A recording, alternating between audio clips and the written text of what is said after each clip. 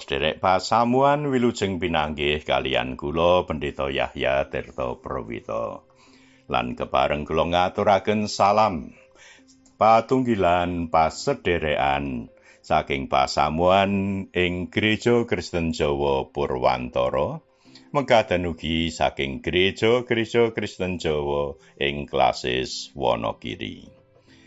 Dina iki Kemis tanggal 10 April tahun 2020, Minggu Prapaskah kaping 5. Wacan kitab suci saking kitab Yesaya 53 ayat 10 tekan 12 lan Mazmur tanggapan Jabur 31 ayat 9 tekan 16. Kanthi jejer, dadi wong bener iku ora gampang. Sabda winedhar kacawisaken dening Pendeta Sarwanti.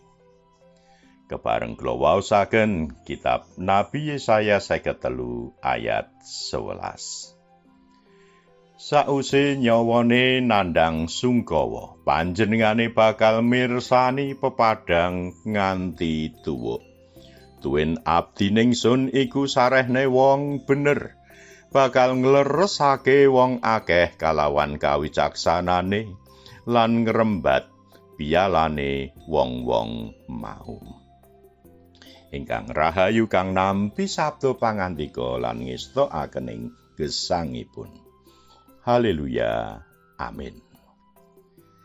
Para sedherek, kitab Nabi Yesaya bab 53 menika nedahaken pameca ingkang secara mirunggan kelampahan wonten ing pakaryanipun Gusti Yesus ingkang sinalib.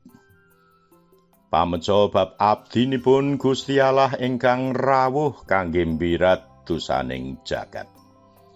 Milujengaken boten namung bangsa Israel, nanging sedaya umat manungsa. Nanging sanajan mekaten, pribadi ingkang sawetahipun nindakaken kersanipun Gusti Allah menika ugi kagambaraken kagungan kekirangan secara kamanungsan. Panjenenganipun tasih muda taruna lan boten bagus ing rupa utawi elok. Kaanggep pasor lan dipun singkiri dening tiyang. Nanging panjenenganipun andamel bangsa-bangsa lan para pemimpin ing donya menika sami kairaman. Para sedherek, ing ayat 11 menika abdinipun Gusti Allah kagambaraken minangka wong bener. Dadi wong bener menika mboten gampang. Bener ateges ing gesangipun nglampahi menapa ingkang dados kersanipun Gusti. Dudu kekarepane dhewe. Luwih gampang wong benerake awake dhewe. Tiyang boten gampil menawi nampi panyaruwe saking liyan amarga rumangsa bener. Tiyang boten gampang pracaya dhateng liyan amarga rumangsa awake bener lan uga liya-liya conto. Pramila sumangga kita mbudidaya dadi wong bener ingkang kanthi nindakaken kersanipun Gusti ing gesang kita. Kados dene terubusan ingkang tuwuh lan ngrembaka, mekaten ugi wong bener badhe trubus lan tuwuh ngrembaka ing kapitadosan sarta ngedalaken woh-wohing karohanen. Kapitadosan ingkang tuwuh menika mitadosi Gusti Allah kuwagang milujengaken lan mitulungi kita nalika kita wonten ing saklebeting kasusahan, nalika kita ing karupekan. Dene kapitadosan ingkang boten tuwuh menika pratandha menawi boten pitados dhateng panggula wentahipun Gusti. Para sedherek pasamuan wong bener badhe nglampahi kaleresan ngantos dumugi yuswa sepuh.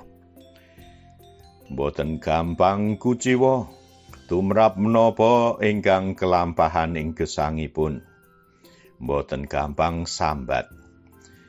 Gesangipun boten kabrek kangge nindakaken kaculikan. Kita sampun nampi kawilujengan awit setunggaling wong bener.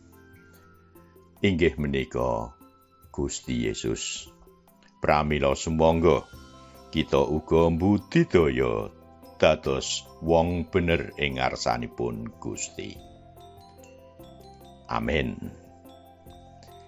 Para sedherek mekaten renungan patinan.